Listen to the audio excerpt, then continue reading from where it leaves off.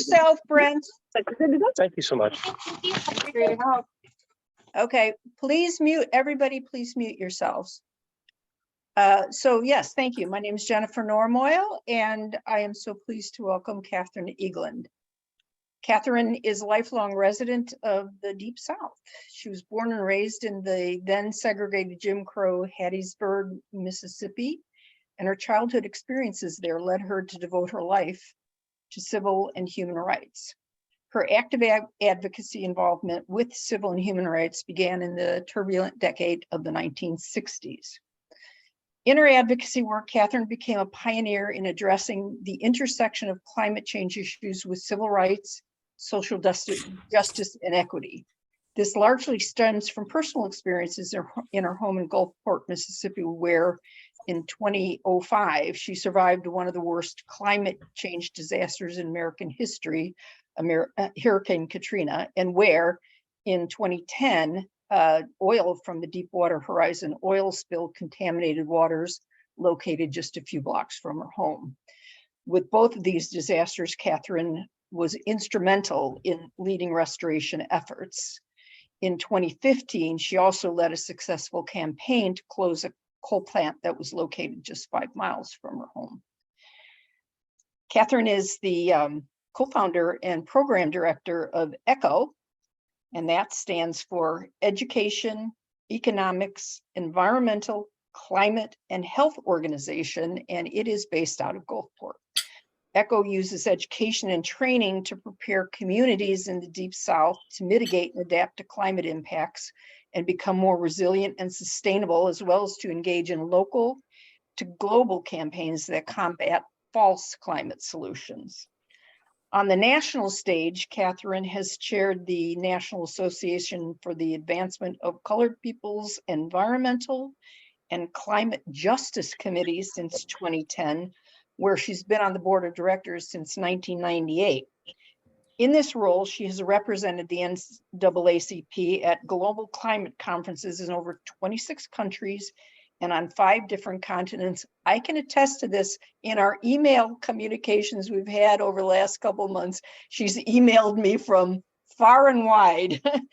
So her influence is such that she was invited by UN Secretary General Ban Ki-moon to attend high-level discussions about and the high-level signing of the Paris Climate Accords in New York in 2015.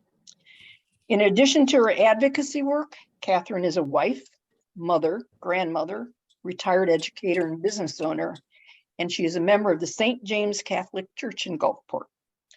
May I recommend the tireless may I recommend we all welcome the tireless Katherine Egland. Thank you so much for finding time in your busy schedule to talk to us, Katherine. Oh, let me just say one thing. You should put your questions in the chat, and Katherine will talk for 35 minutes, and then we'll have Q&A, and Jennifer will call on people. So thank you. Okay. Thank you, everyone, and thank you all for this invitation to speak to you. And if I can get the PowerPoint screen. And this has been a very long day. I actually apologize for the lighting. I am in Boston attending an NAACP convention, and we had our resolutions policy day today. And so I had to rush from the policy meeting here. And I wasn't going to talk about one of our resolutions, but since it's been a long, long day, and one of our environmental and climate policy resolutions caused me so much anguish that I'm going to share the experience with you today. So if we can get the PowerPoint started, I'll see if I can get it to advance, and then if I can't, I will ask you to do it for me. I'm hoping I can get it to work. I'm very tech challenged, so. Okay. Have you got it, you think? We're gonna let you try it for me, okay?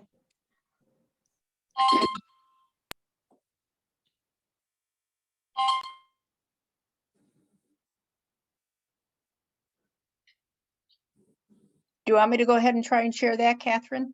Yes, yes, please.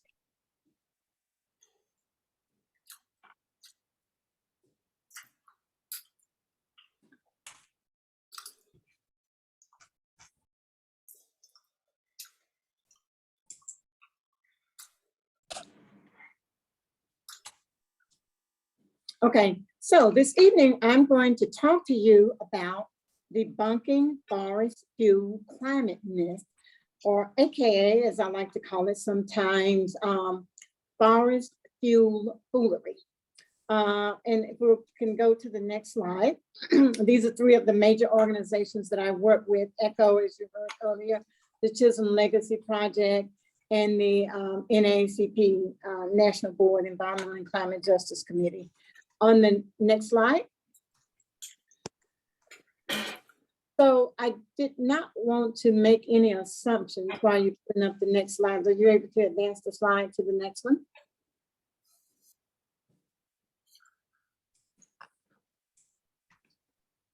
Next slide. Jennifer, I think you put the arrow to the right or something on your screen, or there's some arrows on my computer. It's the bottom of the screen, and you can just, or sometimes hit enter. I think somebody said just click anywhere. It should progress.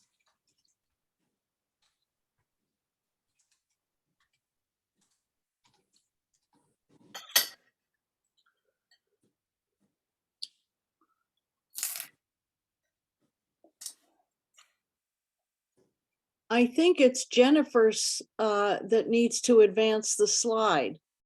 Right, that's correct. Yes.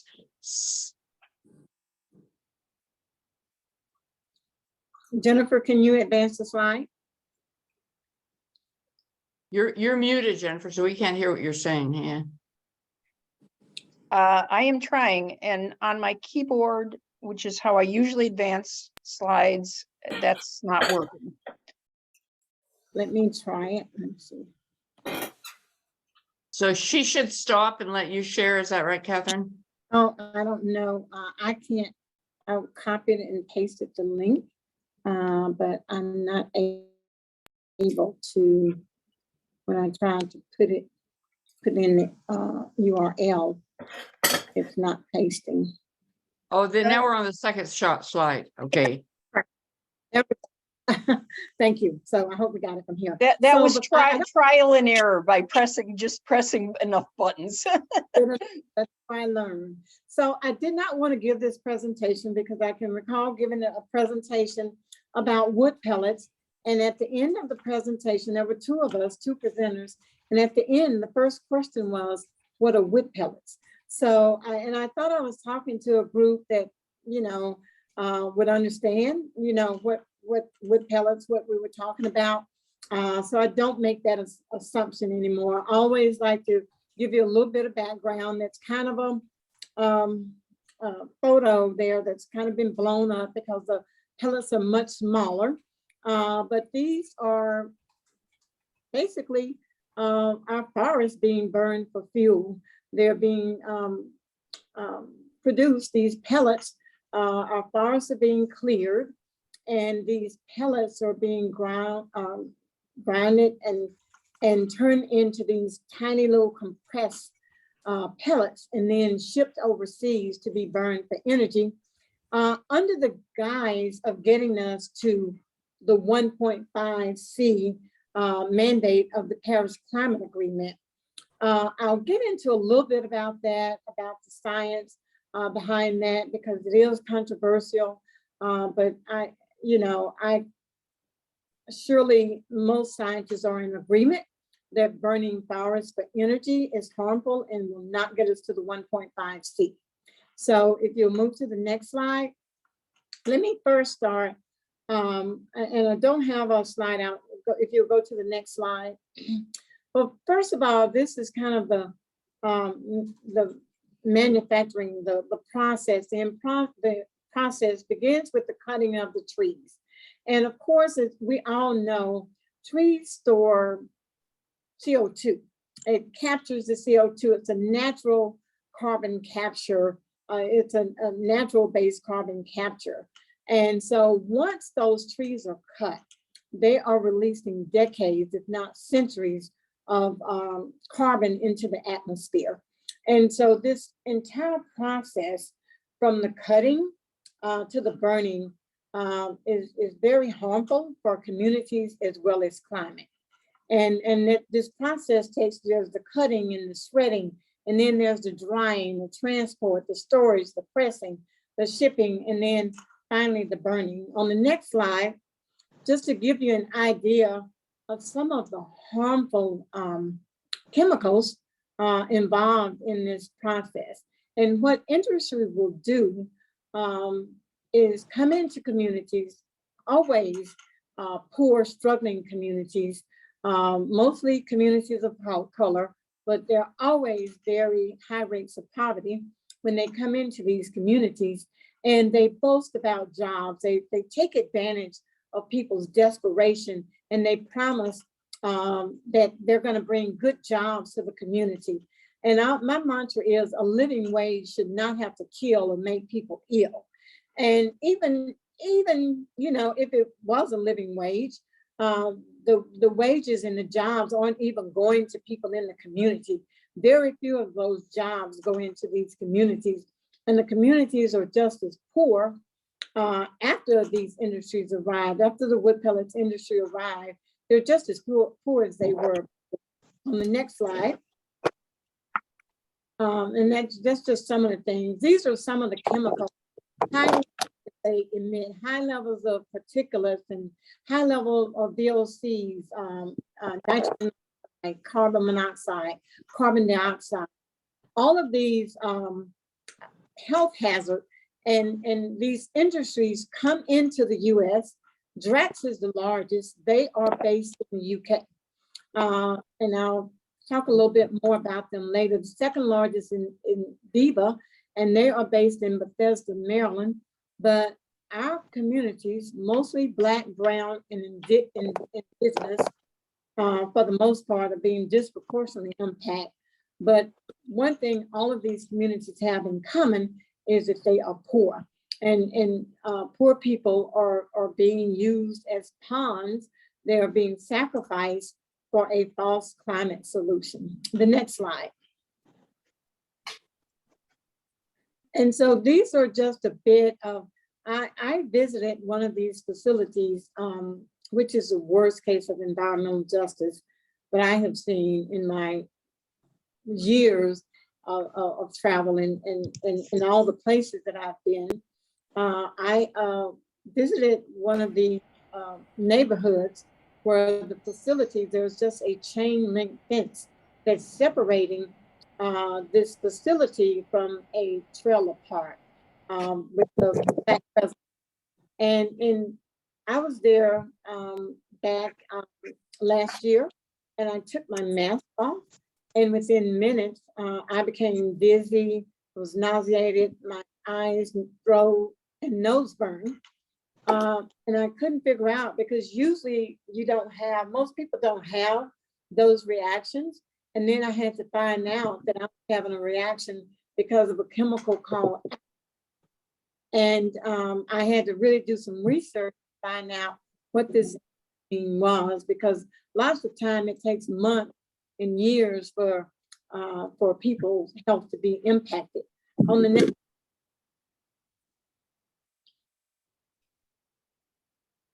So, and this will, I just went into each one of these because it also emits high level of methanol, which is also highly toxic, and some of these, many of them have fires, which is also a hazard to the community. There could be hazards, whether it's in the manufacturing or the shipping, just highly flammable. Next slide. Formaldehyde, that's another chemical that is produced, that's emitted from the manufacturing of this wood into pellets. On the next slide. So, and I said a little earlier, I told you the largest one that we had, Drax, and then the next in Viva, and then Pinnacle, and then German pellets. So, and I'll tell you a little bit about a trip that I took. I was in London earlier this year, campaigning against, we're working on this on both sides of the Atlantic, because it's very important that we look at the demand as well as the supplies. And I can tell you that in Europe and Asia, are taking advantage. The US is the largest exporter of wood pellets, and these countries are taking advantage of this. They are preserving their trees, they're saving their trees, and they're getting these wood pellets from the US. And it's under the guise, and this is, you know, a myth, a fossil fuel climate myth. They're under, they come to us and say this is a great climate solution when it is not. Science has shown that it's not, that burning wood biomass is as harmful, is not more, if not more so than coal. I am not by any means saying that we need to remain with burning coal, but certainly we must have a just transition. And that means a transition that is rooted in justice for everyone.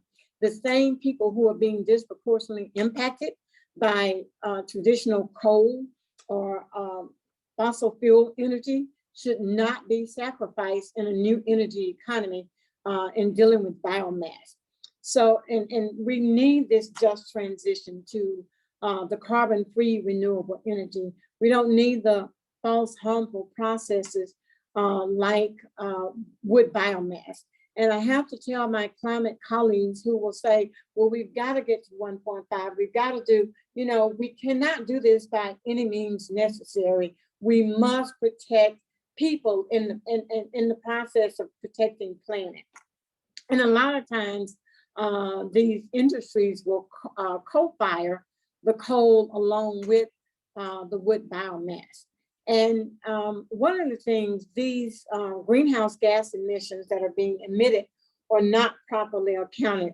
Many countries, you know, I have to give them credit that I think that they were trying to do something good for the climate when this started out, because they were looking for an alternative energy use. However, you know, again, it can't be at the expense of human health.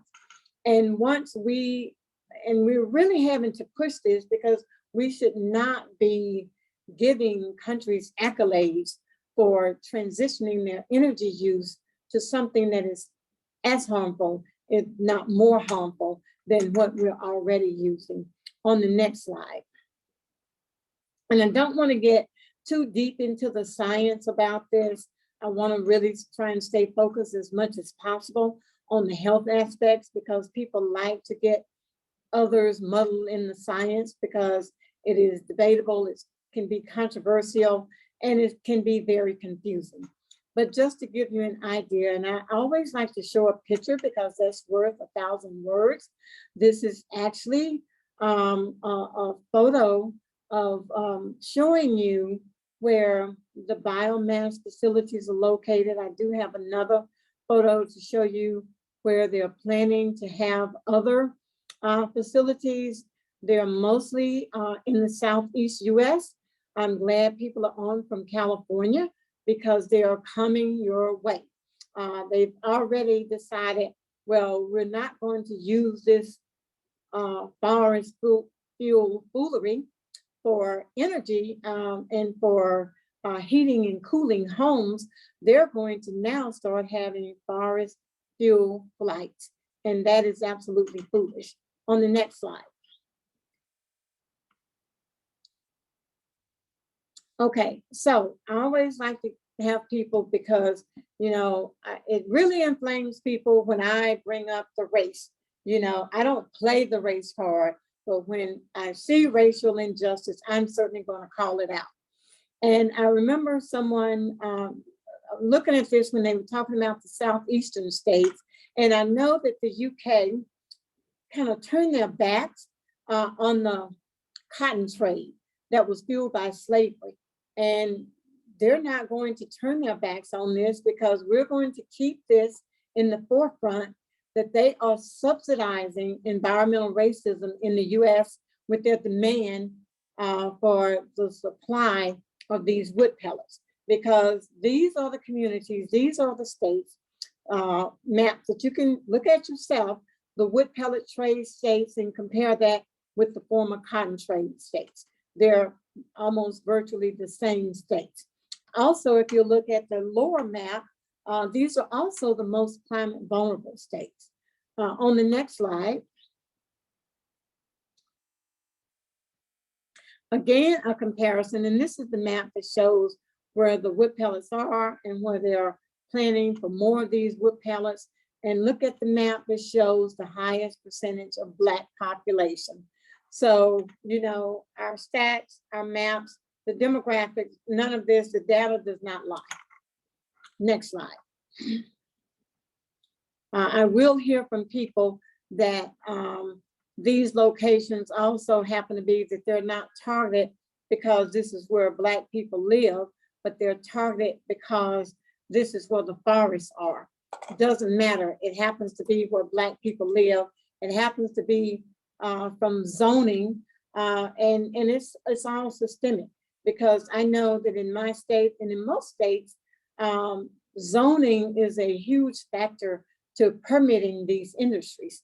And zoning, as I have recently had to remind our state director for Mississippi environmental quality, that zoning, if they are looking, don't get offended when we talk about the environmental racism associated with this, because you say that you base your permitting on zoning. Well, the zoning in this state, as in many other states, is the same, exact same zoning that was in effect during Jim Crow segregation. It has not changed. It has not been updated. Every 10 years, the census is updated and we do some redistricting, but the zoning that relegated African Americans to live in certain low-lying neighborhoods near heavy industries is the same zoning that is in place today. So don't get indignant when we bring up the environmental racist aspect of this industry. Next slide. And this is from the NAACP Just Industry Toolkit, which stated that Blacks are more apt to live near biomass energy plants. So this is a project, this is a place where I visited last year, where I will be going in the next couple of weeks, going back again to visit Gloucester, Mississippi. This is a very small town in Mississippi, population around 990, 85% Black, 68% poverty. We actually wrote a letter to MDEQ asking about, we had one of our partner organizations did some testing. In the testing, the model testing showed where Draxamit County in Mississippi was emitting well beyond their legal limits. And they presented this evidence to MDEQ. We asked MDEQ about this. We sent them a letter back in 2019, May of 2019, asking about these illegal levels of pollution. We did not find out until during COVID that they had actually been fined. MDEQ actually issued them the largest fine to date, but you know, we're not patting them on the back. It was a $2.5 million fine. So to put that in perspective, they receive around $1 billion a year in subsidies from the UK alone. So that wasn't even a slap on the wrist. I call it basically a 30-second corporate timeout. And what infuriates us about this is that the residents were not even informed that they had been exposed to these illegal levels of highly toxic pollutants. And I showed you that at the beginning of the screen, at the beginning of the presentation. That to me is inhumane. It's unthinkable. And in a recent conversation that we had with our regulatory agency, I told them that they are our environmental practitioners.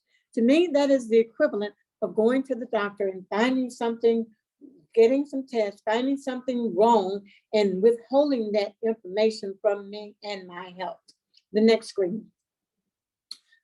This is where I told you that I stood outside this trailer park complex as I was being interviewed, and they happened to be loading the trucks in Gloucester, and I was actually covered from my head to my toe with wood pellet debris. This is one of the residents there, and I went to visit her, and I cried with her because she kept telling me, she said, I can't breathe.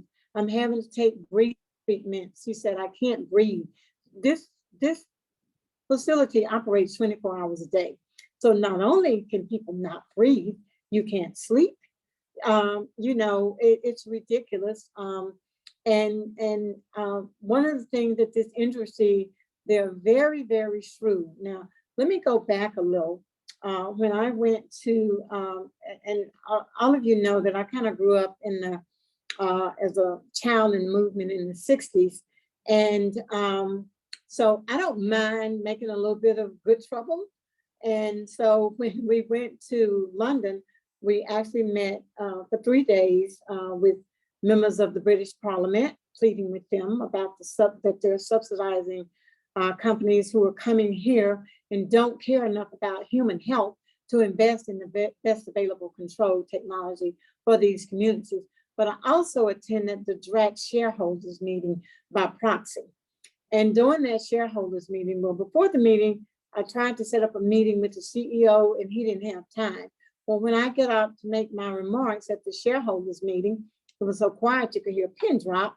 And then he wanted to talk to me immediately following the meeting. He didn't have time for me before. So after the meeting, he comes up to me and he says, well, we thought that we were emitting within our legal limits. And as soon as we found out we weren't, we self-reported. And I looked at him and I said, you know, none of that is true, because first of all, saying that you did not know that you were exceeding your limits is like saying you were driving 150 miles an hour in a 30-mile school zone and in a 30-mile zone and didn't realize you were speeding. That's number one. It's impossible for you have not to know. Number two, not only did you self-report, not only did you not self-report, but you falsified, you actually presented falsified reports that you were emitting far less than what you were. Now, to give you a little background, when these industries come in to your communities, they will say that they're going to be emitting 245 tons or 248, 256 tons. And that is because they want to stay below that 250 ton limit that would require them to put in better control, better protection, and better oversight from EPA. So that they're deliberately skirting provisions of the Clean Air Act. The next slide.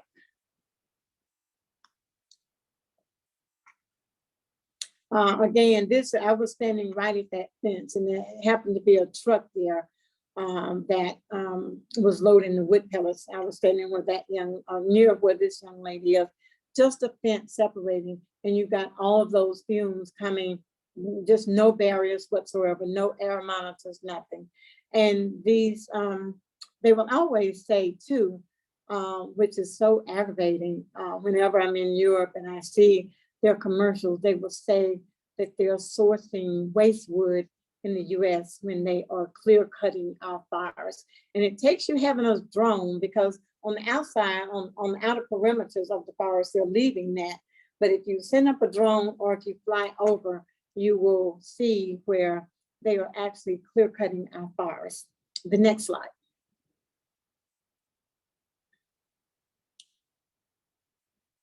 And so not long after, they were fined $2.5 million in Mississippi. They were fined another $3.2 billion. That was for 2 plants. So it was, Mississippi still has the largest fine to date. This was a combination of 2 facilities in Louisiana. So again, if you didn't realize that you were emitting beyond your limits in Mississippi, you still had an opportunity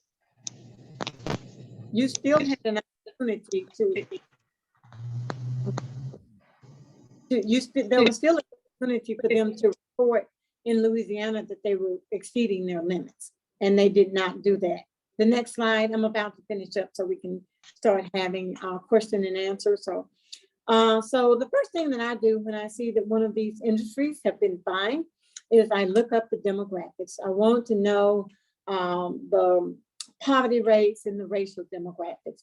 And through the form in Bastrop, Louisiana, the poverty rate was 41.9%, with the Black population of 78%. In Urania, Louisiana, again, the poverty rate, which is always going to be a very high poverty rate, 40%, even though you have a population of white population of more poor white population than you do Black population. It does not matter to us if the people of polka dot. We feel everyone deserves to breathe clean air and drink clean water. Next slide. And this is kind of where I followed on the one side of the screen where you see the large purple.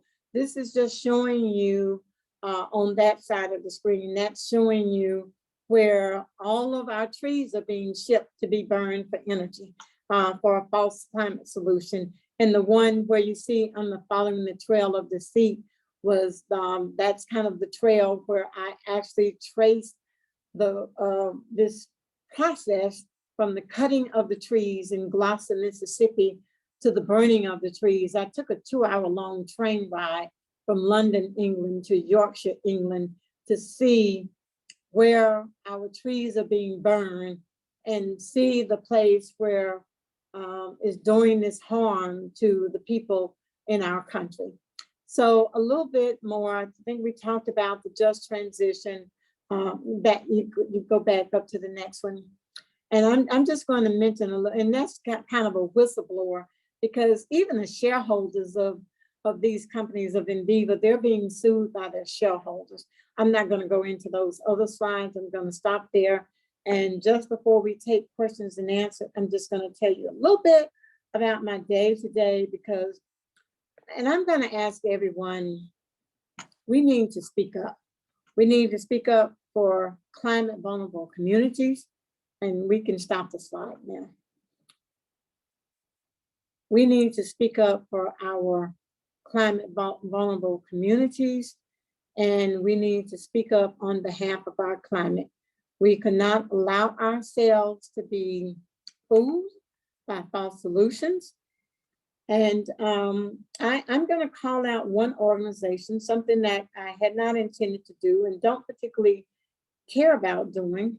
But today, the NAACP passed a resolution calling out the world's largest, most trusted, and most influential land conservancy organization, Forest Conservancy, because I really felt that they betrayed their mission. They have betrayed everything that we've entrusted with them, and by aligning with these corporations. And unfortunately, they did everything that they could to try to discourage the NAACP from passing this policy resolution, calling them out. They did everything except renounce their alliance with these organizations, with these industries. And when some people, and you know, some of these are positions sound very plausible, because I've heard from people, well, you know, sometimes they'll say, well, we have to thin the forest, or thinning forest, that's good, you know, it helps with the wildfires. It is foolish. And we have got to be able to push back when people come to us with this foolery, because it's simply not true. And we do know that this industry, and they actually ended up having a 9-point briefing, and I don't have time to go into this. It's a 9-page briefing that they were going point by point with this resolution that we passed. But as we were sitting there getting ready to go into the resolution, it's very easy to debunk each one of the points that they made in our briefing. We have to call people out when they are aligned with industries that's just destroying our forests and that is causing harm to our climate. We have to protect both people and planet. So I don't have much time. We've only got about 21 minutes for questions, and I was trying to hope for 25 minutes. So happy to answer any questions that anyone would have, even about the policy resolutions today. Thank you. And thank you, Catherine, for a really powerful presentation. So looking at questions, got a couple from our friend up in Oregon, Craig Patterson. And Craig, first of all, wants to know, has anybody done, are you aware of any studies that are done on what utilities are paying for biomass energy? And he accompanies that question with the comment, here in Oregon, one utility is paying 2.5 times more than BPA wholesale energy. And because of that, Oregon is getting all the pollution for free.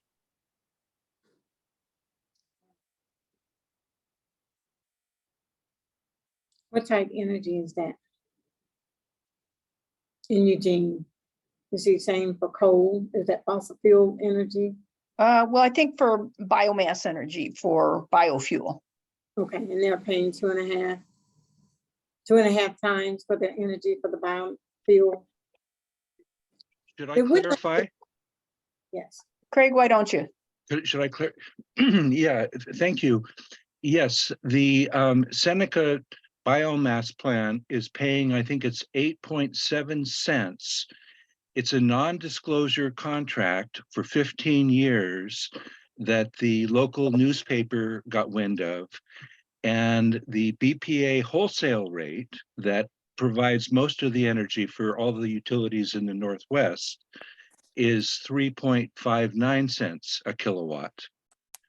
And the comment about the pollution was obviously tongue in cheek. Yes. Yes. Again, that's another thing. They overcharge. Even there was newspaper articles when I was in London where Drax had overcharged people in London. So, and they actually made an 84% increase in their profits. So it seems like there's just something industry-wide. And I think they're able to charge more because they're saying that it's a climate solution, which is just simply not true. Okay, and Craig, while you're unmuted, do you want to go ahead and ask your second question about payment for dry chips? Yes. If I've heard that the small diameter logs that are only good for chips are selling on the landscape in Oregon for $3 to $5 a ton. And then you have to consider the costs of transporting that using diesel fuel hundreds of miles and chipping and drying these chips, and then having vast amounts of chips produce very little energy because there's not any energy density in chips. So in terms of the economic analysis and equation that is comprehensive, how does this make sense at all? That's the point, Craig. None of this makes any sense. It makes absolutely, it is greed. It is corporate greed. Because none of this makes any sense whatsoever. And now they've had so much success in greenwashing this so-called solution that now they're saying, oh, well, look, we can start fueling planes. We can start using this as airplane fuel. And so we have got to better educate ourselves on this so that we can speak out against it, because there are only so many trees in the Southeast and they're already making plans to move west. Okay, Craig, can you go ahead, unless you have some other comment to make? Oh, thank you for muting yourself again, Craig. Appreciate it. So one person asked if we can get a copy of the NAACP resolution. Sure, I will. I know that there were some typos in there, or just a couple of typos, but I'm going to be asking them for a link to it. Yes, and so we already have one, and maybe I can find the link for you and you can send it out. We already have a resolution in opposition to wood biomass, and it gives you a lot of information of why we're in opposition to this. And you know, we've worked with other organizations to get them to break ties with this industry, but this one particular one has just been so defiant. And then all of a sudden, I have been bombarded in the last few days with attempts to try to get us to withdraw the resolution. They even rewrote the resolution. You know, newsflash, the NAACP is not for sale. We're not buying this. We're not buying the greenwashing. Great, great, thank you. And thank the NAACP. So just a clarification, forest conservancy was mentioned as having been called out by the NAACP. Is that in fact the Nature Conservancy? Yeah. Okay. Okay. An And organization that I dearly loved and respected, and I'm just so disappointed. as many of us are. So is the timber for the wood pellets coming from any other states like the Indiana state forests? That, you know, There are a few other places where they're operating. They're just mostly concentrated and in the Southeast US for now. And they are, if you saw the map, they have many more planned. Like there's one, they're getting closer and closer to where I live on the Mississippi Gulf Coast. There's one sited about 30 miles north of Gulfport, Mississippi, in Bond, Mississippi. So not only are they getting, well, they started off with over $1 billion in subsidies, $1 billion US in subsidies from the UK.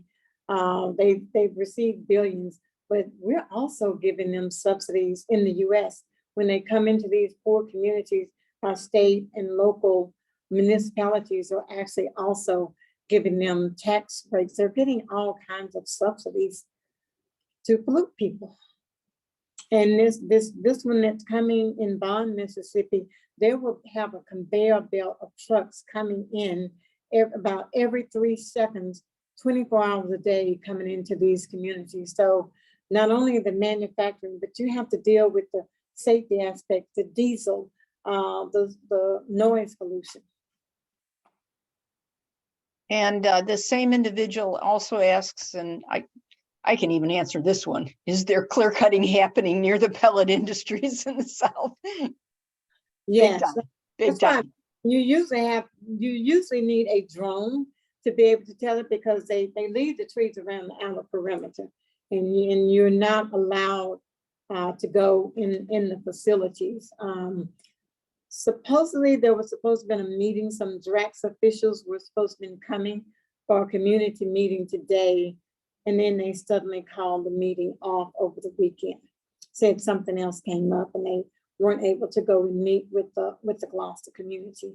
And I should mention that on May 9th, as actually I was attending the resolutions committee, because we meet before we present these resolutions that we presented today.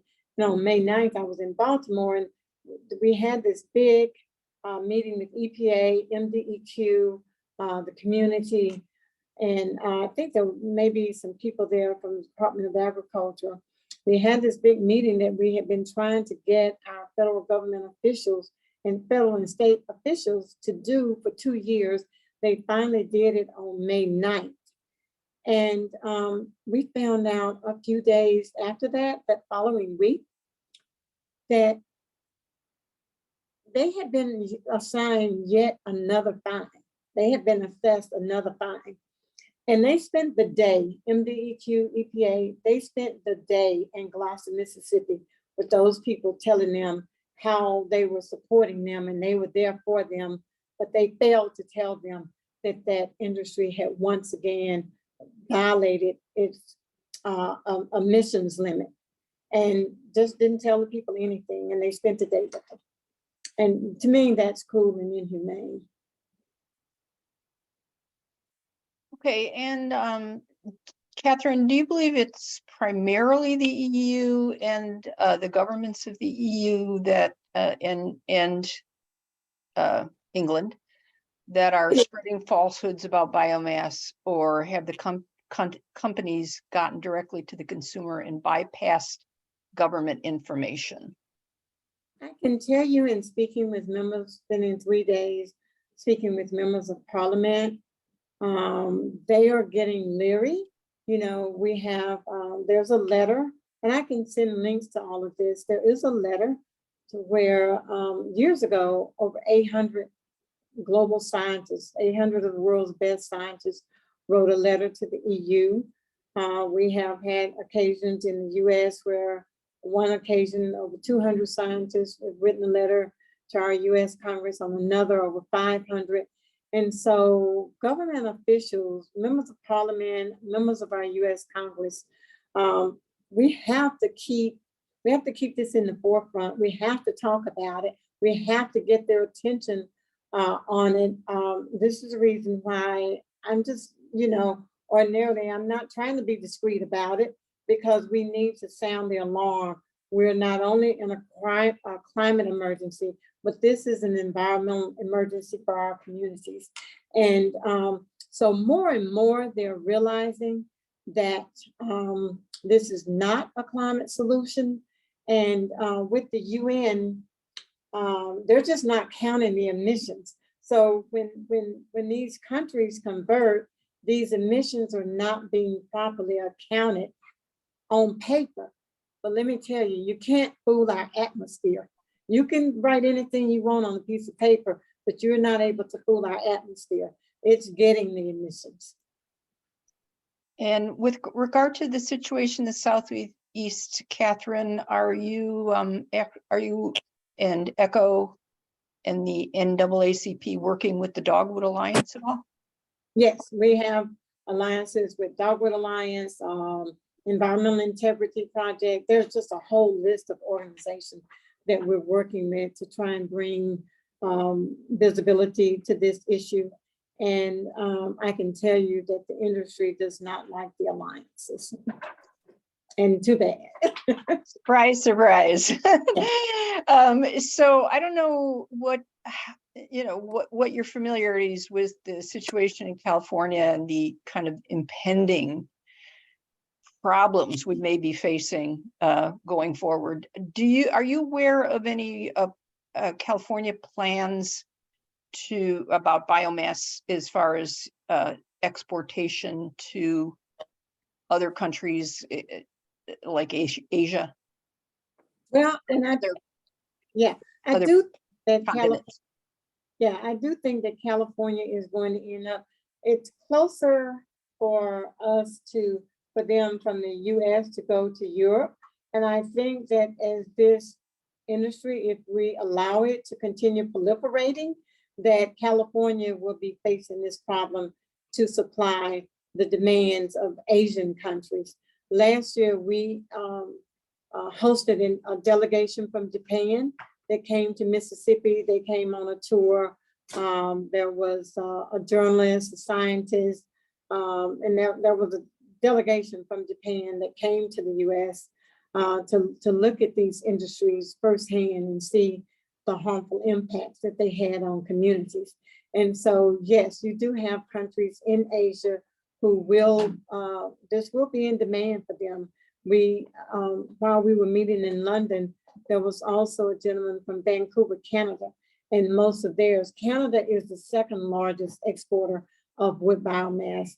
And so most of the ones from Vancouver, Canada are going over to Asia, and the one on the east coast of Canada are going, of course, to Europe, because it's easier to ship them to those countries.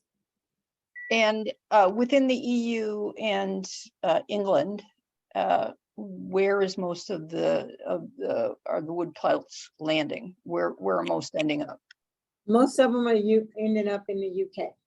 Okay. Which is not a part of the EU anymore. But Right, it is right. still in Europe.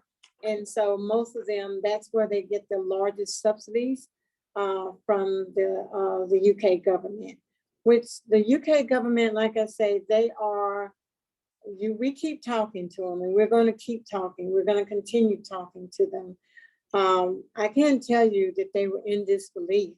And the first thing they asked me was, had we talked to our US Congress about this, and they could not understand why our US government was allowing this to happen, because they said that it would be illegal. They would not be allowed to do what they're doing here in their country, in the UK. It should be a criminal offense. I thought that Germany was also a big biomass incinerator.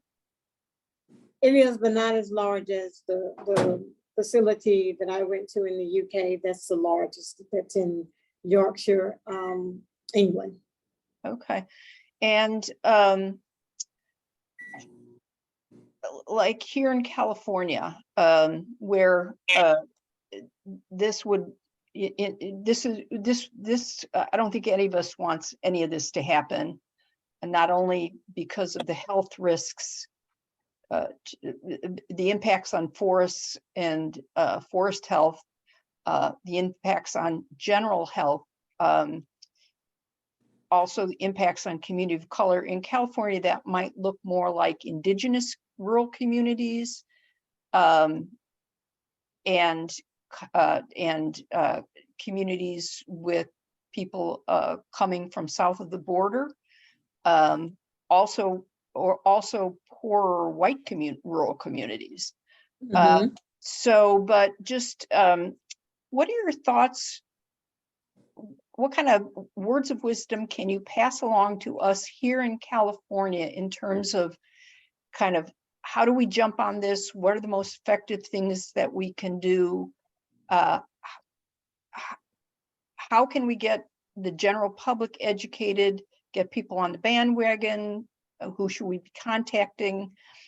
You know, anything that you can use your experience in the Southeast to guide us here, so that we can really get on this quickly and hopefully have an impact in making sure this industry does not succeed in California.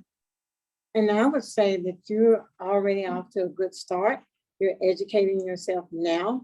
You're not waiting. We kind of found out about this maybe 4 or 5 years ago, and they were already, as a matter of fact, when we found out about how harmful this industry was, they were planning to build the world's largest wood pellets manufacturing plant in Lucedale, Mississippi, which is about 60 miles from where I live. And again, this is the world's largest wood pellet manufacturing plant. And they claimed on their application that they're only going to be emitting 245 tons of chemicals per year. And again, you know, this is much larger than the plants that's already been fined, but they're still trusting them. We found out just how they're able to self-monitor and self-report. And so I would start working with your regulatory agencies now. I would not allow that industry to come, because even if they don't locate, now I can tell you in Canada, on the west coast of Canada, it's mostly indigenous communities that are being disproportionately impacted. On the west coast, I met a Canadian from one of the from New Brunswick, and he told me it was poor whites in New Brunswick, Canada, that are being adversely impacted. We have got to stand up one for all, regardless, because this is not, it goes across racial lines, because once it gets into the climate, it's going to adversely impact all of us, because it's not good for our climate. And we have to speak up, and we have to speak out against this. I remember when I first started speaking out against this, my fellow colleagues, climate colleagues, would say, well, but we can't, well, somebody's got to pay. Well, why is it the same people who are already being disproportionately impacted? Why are we the same people who have to pay? Nobody should have to pay for an energy transition if we truly believe in a just transition, not just a transition. And Then we're, yeah. we're quickly running out of time. There was a question that I think is an important question. Catherine, are you aware of anybody in the federal government, in Congress, or anything in the Biden administration, anybody looking at this and looking to outlaw woody biomass? They're looking to begin studies. By the time you finish, you know how our government works. By the time the studies are complete, all of our trees will be gone. So you're looking at emitting all of this carbon into the atmosphere. You're looking at exacerbated flooding. You know, you're looking at the fact that trees are our lungs. And so you're looking at the fact that we won't have these mature trees, because already, and I can tell you, I'll call out the Biden administration. I'm disappointed in them, because under Trump, biomass has been listed on the Pruitt under the Trump administration without any input from the EPA Science Board, has classified biomass as a renewable source of energy along with wind and solar. And they did this solely because you can plant trees, you can replant trees, so it's renewable. Okay, so it's still not a carbon neutral, because you've lost carbon, you've emitted carbon in the atmosphere when you cut the trees, and then trees cannot recapture the carbon loss at the same rate as the mature trees that were cut. So I'd like to say something before we end here. I think that Abby Cunningham has some comments about what's happening with regard to biomass and Marin. Abby, you had your hand up for a while. Did you want to say a few words about that? Sure, thank you. Thank you so much for this presentation. I just wanted to let everyone know that wildfire in Marin County is, of course, a huge hot button, as it is every place else. And so the strategy that they're using here in Northern California is, let's cut down all these trees to thin out the forest. And simultaneously, there's an effort to create something called Marin biomass. And it's a big problem. Not that many people know about the dangers of biomass. And thank you so much for educating us on the details. And I really look forward to networking with other partners across the Bay Area, so that we all know what a threat this poses to the entire region, because the goal of Marin biomass is to make inroads into coastal California. So you can go to their website and check it out. I'm highly skeptical that it's going to be sustainable at all. And anyways, I'm looking forward to networking on this further. Thank you. Yeah, please don't be fooled by that myth that thinning forests is good, you know, for forestry, that it helps with wildfires.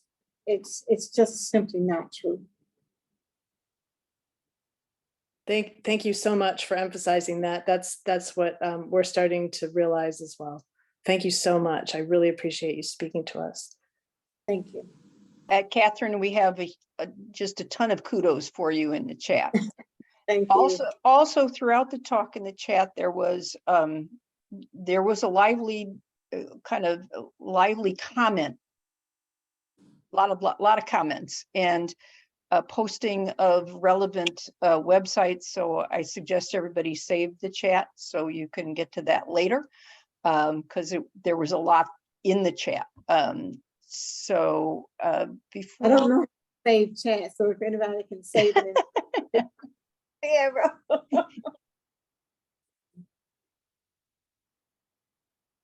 Okay, and So you want to stop sharing, Jennifer? I'm not doing this. Oh, maybe, Carolyn Puffault is sharing. So meanwhile, I think we can all say confidently that this was a terrifically important presentation and gives us a lot of food for thought going forward, in terms of thinking about how we can address this issue locally in California as well as nationally and internationally. And Karen, did you want to say a few words about next month's speaker? Our next month's speaker is John Talbot. He's going to talk about the economics of forestry.